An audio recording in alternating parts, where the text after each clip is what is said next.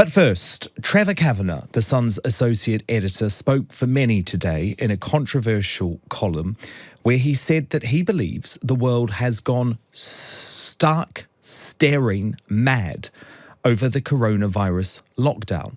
In this column, which is attracting much attention, Trevor, who is in his 70s himself, so in that high-risk vulnerable group, says hysteria has been fanned by broadcasters with round-the-clock 24/7 crisis bulletins and correspondents declaring protecting public health must come before protecting the economy.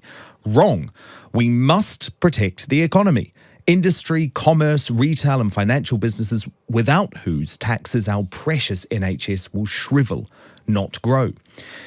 And offering advice to the Prime Minister, Boris Johnson, he says as soon as he is well enough, he must make political choices and tackle this COVID craziness before it does far more real damage. Trevor Kavanagh joins me now. So, Trevor, the world's gone mad, according to you. This has been a controversial column, hasn't it? Well, it has, but oddly enough, I've received more messages and emails on this than almost anything I've ever written in my entire life, and almost invariably they've been supportive, and a lot of them come from people in our age group, my age group, and it was for them that I was speaking, because I think that people of my age group wonder what's going on. We've lived through, in my case, the war and lots of other privations ever since, and the stark thing that really hit me between the eyes is the number of deaths only 2 years ago in the Beast of the East winter that we had, when 40,000 people died without anyone noticing. And it was simply written off by the ONS as excess deaths and by the medical profession as a harvest of pensioners. So, what we're up to now is just over 1,000. It may well get much higher than that, but I don't think it's going to get beyond 10 or the worst 20,000, which is obviously individually, each one is a tragedy. But your point, we were there 2 years ago anyway. You also bring under the microscope a certain Neil Ferguson, who is, of course, the professor whose forecast 2 weeks ago, remember, it was that there could be 250,000 dead if we don't go into lockdown, was one of the main reasons for the government speeding up all of the policies to put us into some type of quarantine. However, you point out that this is the same Neil Ferguson who predicted mass fatalities as a result of mad cow disease, and obviously now was saying that less than 7,000 people could die. So was the government wrong to put so much stock into the advice of Professor Neil Ferguson? Well, I can tell you that cabinet ministers feel vindicated in the description. You remember that back in the Brexit debate, someone said something dismissive about experts, Michael Gove, and they feel that that's been vindicated by the fact that this guy, Ferguson, who is preeminent in his field, has simply been operating on a model that has been discredited, in which he has shifted ground enormously in the space of a couple of weeks. Started off actually with a death prediction, a death toll of perhaps between 250,000 and 500,000.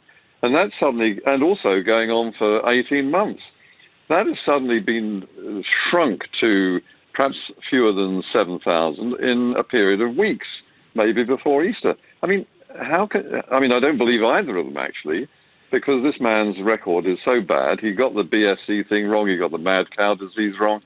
The foot and mouth disease predictions wrong. That cost us £10 billion in needless slaughter. I mean, experts are okay when they've got the evidence, but the real evidence, Dan, if you've got a second, is what happened aboard the Diamond Princess in Yokohama. And what that was a quarantine exercise, a little laboratory, the worst case scenario, where 3,500 people are cooped up on a ship. Only half of them, less than half of them tested positive. Most of them hardly noticed the symptoms. A very small majority were seriously ill, and about 10 actually died, which on a national sort of scaled up version is a death toll of, say, 3 in 1,000. Which actually, maybe, or you would counter, is not worth the lengths we've gone to.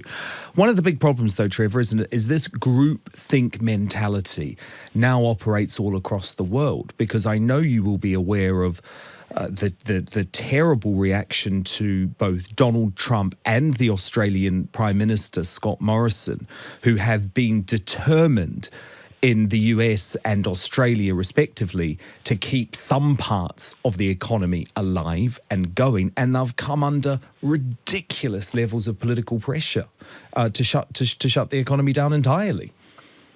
Well, I think that in the case of Donald Trump, he is so erratic that I don't blame people for feeling a little bit dubious about his pronunciations. And Scott Morrison is still in a lot of trouble with a lot of his critics over the bushfires. Yeah. But take a much more, I think, sensible sort of people, which is the Swedes.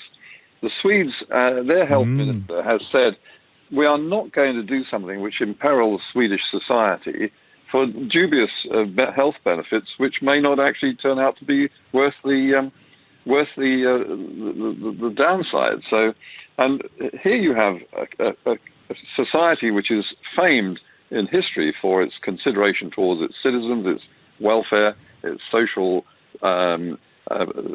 fabric, and they have decided that they're going to allow a limited amount of social intermixing. Bars are still open, pubs and restaurants work, but in limited numbers.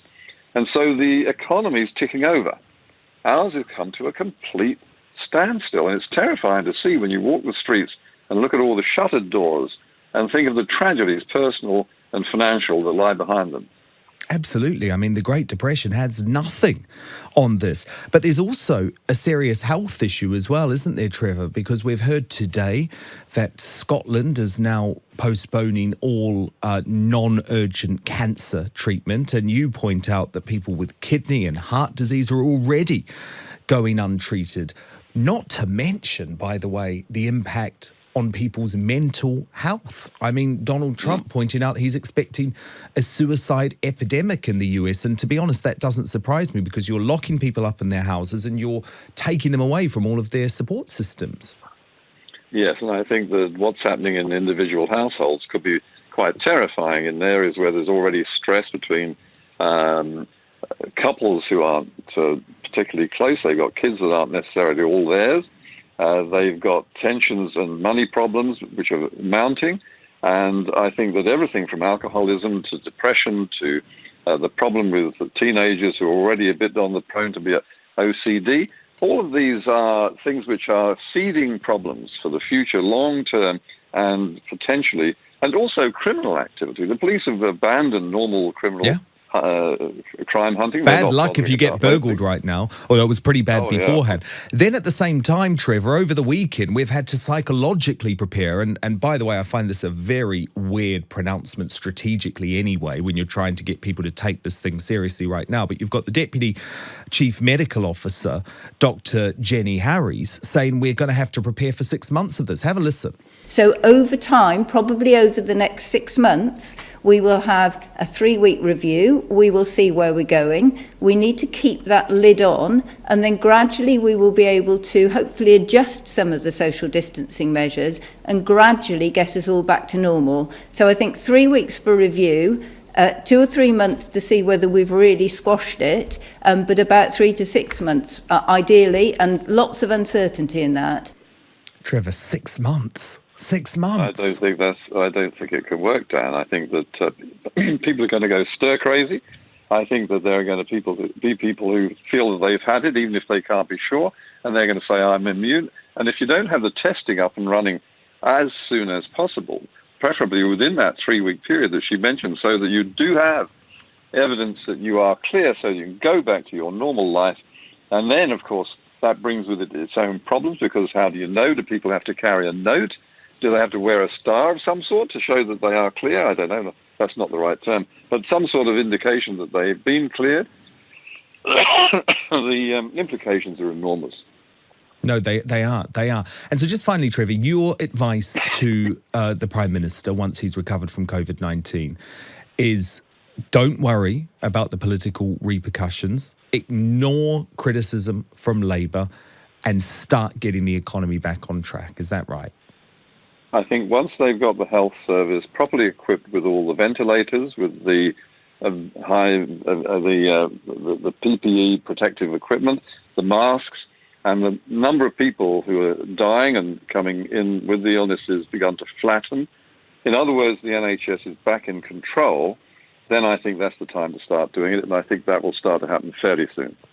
Trevor Kavanagh, Associate Editor of The Sun, thank you so much for being here. Do you agree with Trevor, who says, actually, take a step back, we've gone stir crazy.